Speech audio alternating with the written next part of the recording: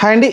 నెల్లూరు రాజకీయం చాలా ఉత్కంఠభరితంగా సాగిపోతూ ఉంది. ఎందుకంటే ఒక రకంగా ఒక ఆడవాళ్ళ పైన అయితే చాలా దుర్మార్గమైన మాటలు మాట్లాడారని అయితే ప్రసన్న కుమార్ పైన అయితే ఆరోపణలు అయితే వస్తూ ఉన్నాయి. అతను అరెస్ట్ చేస్తారని కూడా వస్తూ ఉంది. ఆయన కూడా నేను అరెస్ట్ అవ్వడానికి సిద్ధంగా ఉన్నానని అయితే ఆయన చెప్పుకొచ్చారు. మరి ఇదంతా ఏం చర్చ నడుస్తుంది, ఏంటి ఆడవాళ్ళపైన ఇంత దారుణమైన మాటలు మనం చూసుకుంటే వేశ్యల రాజధాని అని ఒక వ్యక్తి సాక్షి టీవీలో మాట్లాడడం కావచ్చు, లేకుంటే ఇప్పుడు ప్రసన్న కుమార్ వైసీపీ నాయకుడు మాట్లాడడం అనేది, ఇప్పుడు అసలు వైసీపీ అంటేనే ఒక ఆడవాళ్ళని హీనంగా చూస్తారు, ఆడవాళ్ళని దుర్మార్గంగా మాట్లాడతారు అన్న థాట్లో వెళ్ళిపోతూ ఉంది. దీనిపైన అయితే ఖచ్చితంగా జగన్మోహన్ రెడ్డి పరువు కావచ్చు, లేకుంటే వైసీపీ పార్టీ పరువు అయితే కొంతమంది నాయకులు అయితే తీస్తున్నారు అనుకోవచ్చు. కానీ ఆ మాటలు ఎలా అని ఒకసారి చూద్దాం. యాక్చువల్గా మా చెప్పిన మాటలు ప్రస్తుతం ఎవరైతే ప్రశాంతి గారు ఉన్నారో ఆమె అయితే ఫస్ట్ అన్న మాటలు ప్రసన్న కుమార్ రెడ్డి గారు అన్న మాటలు, ఆయన అవినీతిలో పిహెచ్డీ చేశారు, లేకుంటే మిగతా విషయాలు అవినీతి చేశారు, ఇసుకలో పిహెచ్డీ చేశారని అయితే రకరకాలుగా అవినీతి చేశారని అయితే ఆయన చెప్పుకొచ్చింది. పిహెచ్డీ చేశారని అయితే ఆమె అయితే ఆరోపించింది ఆయా నియోజకవర్గంలో. తర్వాత ప్రసన్న కుమార్ ప్రెస్ మీట్ పెట్టి మళ్ళీ దాని కౌంటర్గా అయితే ఆమె పలానా చోట పిహెచ్డీ చేసింది, పలానా చోట ఊర్ల పేర్లు చెప్పుకుంటూ వచ్చి ఒక 5-6 ఊర్ల పేర్లు చెప్పి అక్కడ పిహెచ్డీ చేసింది, ఇక్కడ పిహెచ్డీ చేసింది అని చెప్పడంతో అక్కడున్న ఫ్యాన్స్ కూడా చాలా అంటే గట్టిగా అరవడం చూసాం మనమైతే.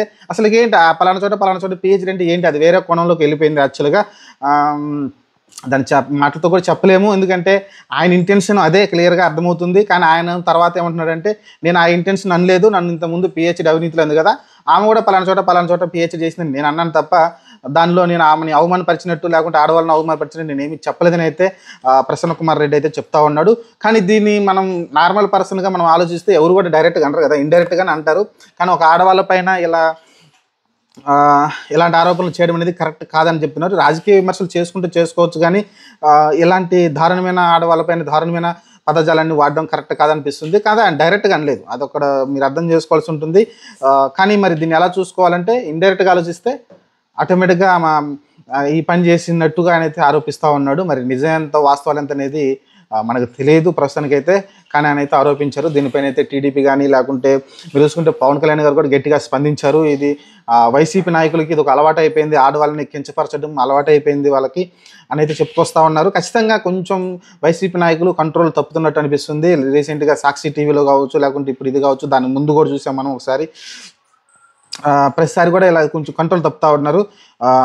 ఆయన మరి ఇంటెన్షన్ నేను అనలేదని అంటున్నాడు, ఆ ఇంటెన్షన్ కాదంటున్నారు. నన్ను అవినీతిలో పిహెచ్డీ చేసింది అన్నారు కాబట్టి నేను కౌంటర్గా ఈ మాట్లాడినాను అనేది చెప్పుకొచ్చారు. కానీ ఆమె నేనేమీ కించపరచలేదు, అయితే కావాలంటే అరెస్ట్ చేసుకోండి, నేనైతే మాటలు వెనక్కి తీసుకొని కూడా అని చెప్తున్నాడు. ఆయనైతే ఏదైతే ఆయన అన్నాడో మాటలు అవి వెనక్కి కూడా తీసుకొని మీరు కావాలంటే అరెస్ట్ చేసుకుని అయితే నేనైతే కొంచెం స్ట్రాంగ్ అయితే నిలబడతా ఉన్నాడు. చూద్దాం, మరి ఇదైతే కొంచెం దూరంగానే వెళ్తూ ఉంది. మరి అతను అరెస్ట్ చేస్తారు. అలానే ప్రశాంతి ఎవరైతే ఉన్నారో ప్రస్తుతం ఎమ్మెల్యే ప్రశాంత్ గారు అయితే ప్రసన్న కుమార్ రెడ్డి ఇంటిపైన అయితే దాడులు అయితే చేపించారు.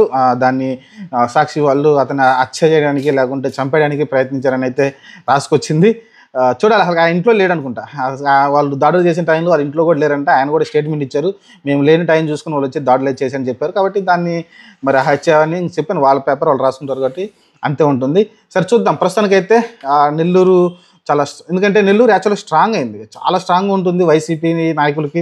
ఇంతకుముందు కాంగ్రెస్కి పెద్ద అడ్డాగా ఉండేది, తర్వాత చూసుకుంటే మీకు ఇప్పుడు వైసీపీకి అడ్డాగా ఉండేది. కానీ 2024లో క్లీన్ స్విప్ అయిపోయింది అంత. ఎందుకంటే అంతకుముందు కూడా చూసుకుంటే మీకు 2014 కావచ్చు, 2019లో కూడా చాలా గట్టి అయితే అక్కడైతే గెలవడం చూసాం మనమైతే.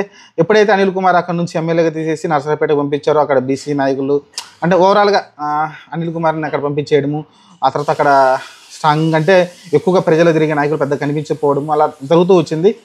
సరే, చాలా రకాల కారణాలు వచ్చినాయి. విజయసాయి రెడ్డి గారు అక్కడికి వచ్చి మళ్ళీ ఎంపీగా పోటీ చేయడం వచ్చి ఇలా రకరకాల కారణాలు అయితే ఉన్నాయి. అక్కడైతే టీడీపీ కూటమి చాలా గట్టిగా అయితే గెలిచింది. ప్రస్తుతానికైతే చాలా వైరల్ అయితే నడుస్తూ ఉంది. ఆ ఏరియాలో చూసుకుంటే మీకు నెల్లూరులో చాలా హాట్గా ఉంది ఈ ప్రసన్న కుమార్ అలా మాటల యుద్ధం.